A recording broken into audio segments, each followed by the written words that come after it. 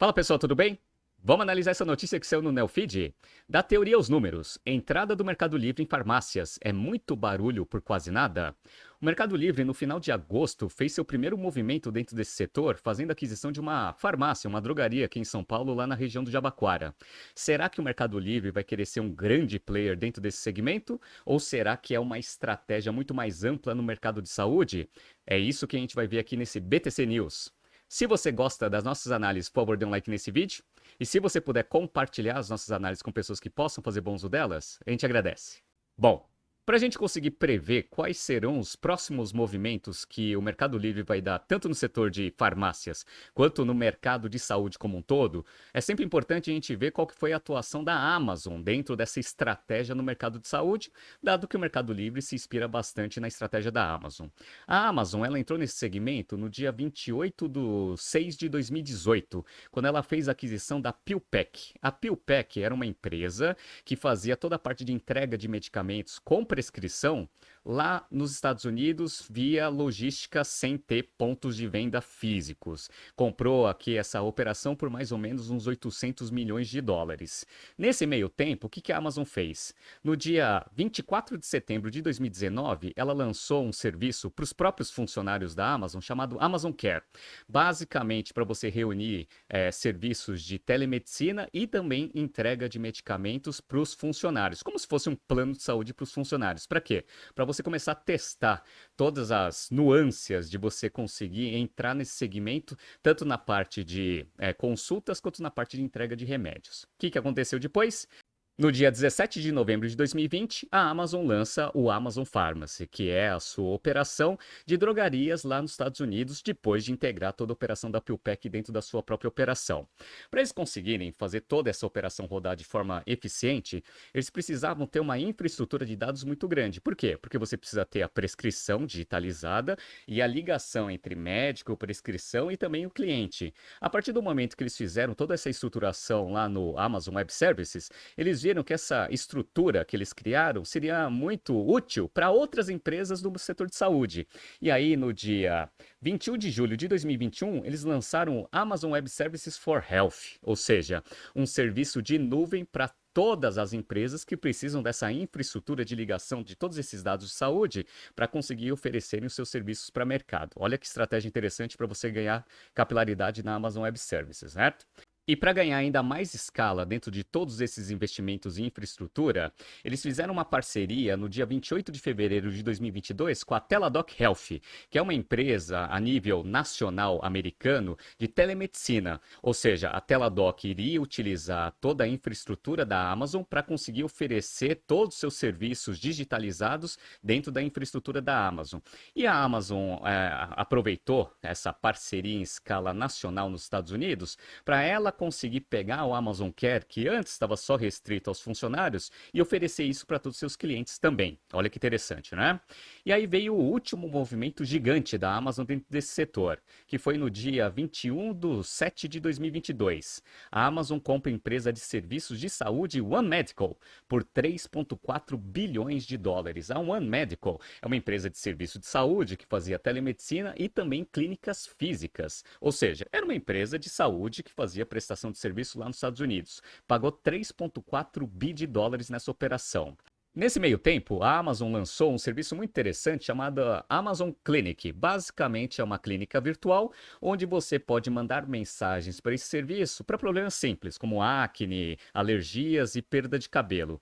Eles fizeram isso para quê? Para você começar a ter essa operação funcionando, na hora de você integrar o One Medical dentro da operação da Amazon, criar um serviço único, que foi o que aconteceu.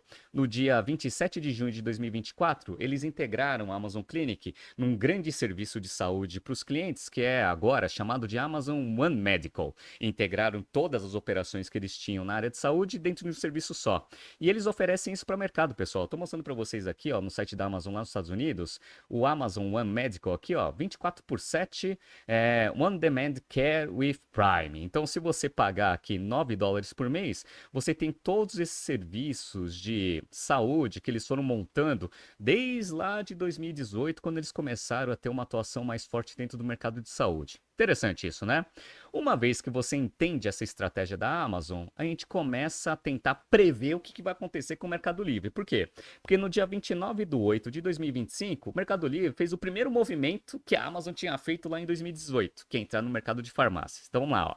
Mercado Livre compra a farmácia da Mehmet, entrando em venda de remédios. Então eles compraram uma farmácia aqui em São Paulo, lá na região do Jabaquara, para quê? Provavelmente para começar a desenvolver todo um capability de logística de medicamento, para depois, eventualmente, isso eu estou prevendo, olhando a estratégia da Amazon, ter uma atuação muito mais forte no setor de saúde como um todo. Olha que interessante, né? Mas esse primeiro movimento, ele foi analisado pelo pessoal do Itaú BBA, que é a notícia principal que a gente vai ler de perto a partir de agora. Então vamos lá, pessoal, todo mundo lendo aqui a notícia. Há uma semana, o Mercado Livre confirmou a compra da Target em um acordo que marcou sua entrada no varejo farmacêutico e que foi a deixa para uma série de análises sobre o impacto dessa estreia e essa estratégia podem trazer ao setor. Boa parte delas, porém, sem o apoio de dados.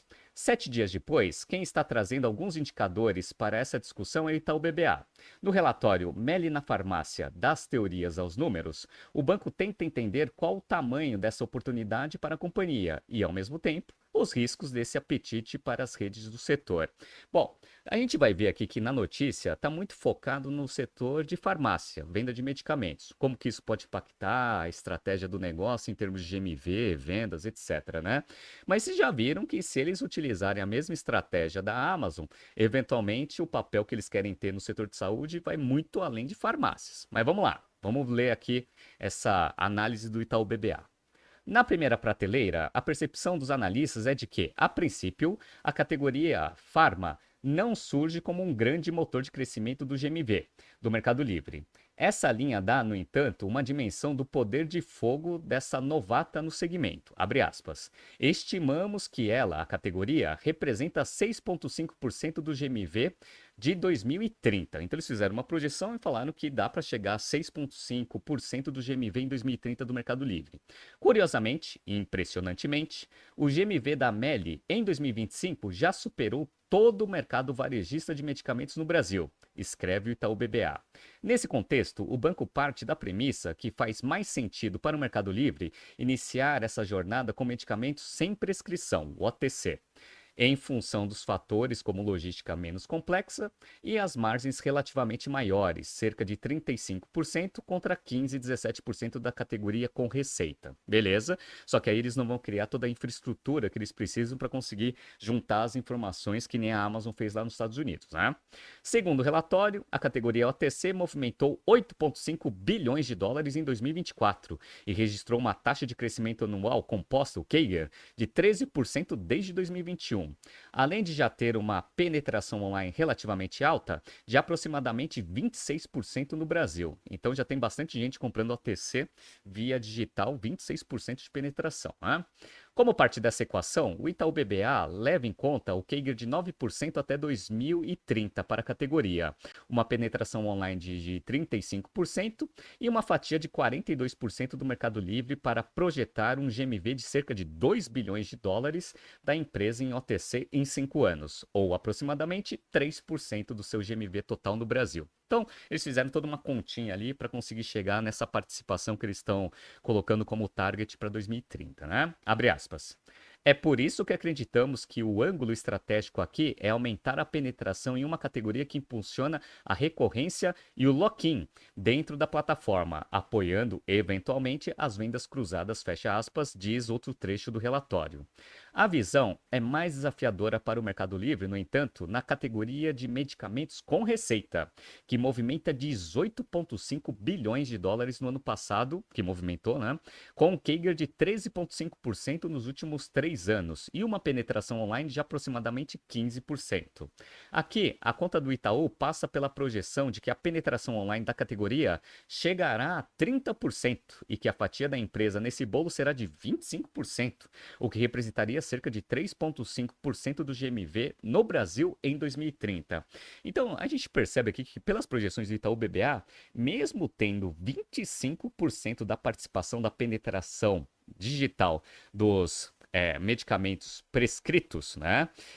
Mesmo assim, ele vai fazer parte ali, né? Vai representar 3,5% do GMV. É pouco. É pouco, né? Por isso que eu acredito que, eventualmente, a estratégia do Mercado Livre é ter uma atuação muito mais ampla no mercado de saúde e não só focar na parte de venda de medicamentos. É por causa disso, né? Vamos aqui para o último trecho. Nesse balcão, o banco entende que a companhia deve ter maior penetração em medicamentos de uso crônico, em que os consumidores são mais sensíveis a preço e podem agendar pedidos, mas ressalta que, em ocasiões agudas, as farmácias devem ter vantagem devido à conveniência, né? Então, se você está precisando de um remédio rápido, você não vai fazer um pedido no Mercado Livre para esperar chegar, né? Você vai, sai de casa, vai para uma farmácia e compra, né? Basicamente é isso que eles estão falando. Entretanto, há também desafios sobre a ótica das farmácias. E para ilustrar esse cenário, o Itaú BBA usa como referência a Raia Drogasil, maior rede do setor, e os efeitos de pressão de preços, em particular na categoria OTC. Para o banco, é improvável que a Raia Drogasil perca a participação para o Mercado Livre. Os analistas acreditam que a rede fará investimentos em preço para se manter competitiva, o que, por sua vez, pode trazer um impacto de 2 pontos percentuais em sua margem bruta em 3 a 5 anos. Então, basicamente, o que eles estão falando aqui é que a Raia Drogasil não vai perder participação de mercado se ela trabalhar com um price point um pouco mais baixo para segurar um pouco da estratégia de penetração do Mercado Livre. Em contrapartida, os analistas ressaltam que a Raia Drogasil deve compensar esses efeitos com ganhos de participação sobre farmácias independentes, de pequeno e médio porte, mais vulneráveis à ameaça do Mercado Livre. Basicamente, o que eles estão falando é que o Mercado Livre vai entrar comendo participação das pequenas farmácias ao invés de tentar atacar as grandes. E usam a companhia para projetar o tamanho de risco para essas redes menores. Ou seja, basicamente as redes menores, pessoal, elas vão se, né, lascar com a entrada do Mercado Livre dentro desse segmento. Então, basicamente, o que eles estão falando é: Mercado Livre vai entrar aqui no segmento de farmácias, vai comer participação das redes menores e as redes maiores, eventualmente, elas vão conseguir segurar a participação, até porque o mercado é extremamente fragmentado. Eu já analisei aqui os resultados da Raia Drogasil, ela é líder de mercado com uns 16 ou no máximo 18% de market share. Então, o Mercado Livre ele vai conseguir roubar bastante market share de um monte de rede de farmácia pequena no Brasil inteiro, e aí vai começar a atacar a grande, eventualmente, quando ele tiver escala para conseguir fazer isso. Mas eu ainda acredito que o Mercado Livre vai ter uma estratégia muito parecida com o que a Amazon desenvolveu lá nos Estados Unidos. Vamos ver o que vai acontecer? Vamos ver aqui quais serão, né, os próximos passos do Mercado Livre dentro desse segmento. Tá surgindo aqui, pessoal, alguns BTCs News passados para vocês se atualizarem. Não se esqueça de inscrever no nosso canal e na nossa newsletter. Grande abraço e até a próxima edição.